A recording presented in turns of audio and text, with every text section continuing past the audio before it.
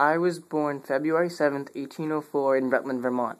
After a meager education, I became an apprentice at the age of 17 in 1821 to Captain Benjamin Lawrence.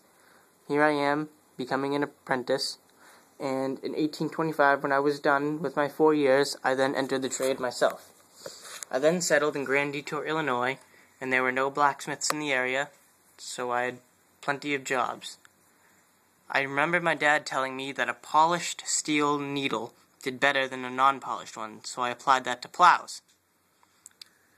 Many plows would get stuck in the mud, but a polished one wouldn't.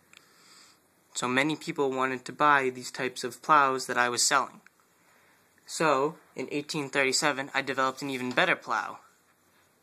And this one was all steel, so it wouldn't break. So farmers could plant more crops, and they could make more money.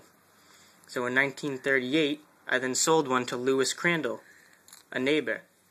He quickly spread the word of the success, and soon enough I was producing 75 to 100 plows a year in 1841. In 1843, I partnered up with Leonard Andrus to produce more plows to keep up with the demand.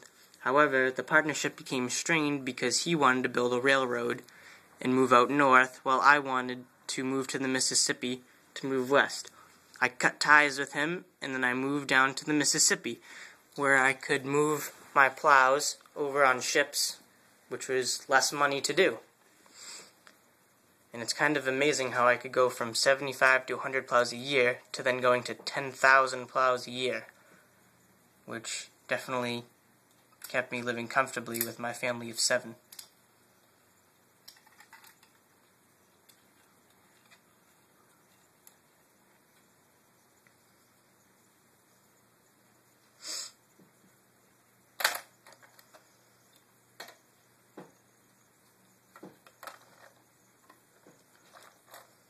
Now that the plows are loaded, I can now sell them down the Mississippi to other farmers who wish to buy them.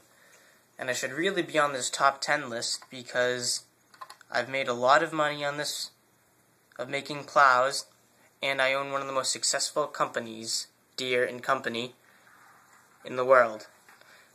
I make $4 billion a year, and I single-handedly revolutionized the farming industry. And just look at all the tractors that I make.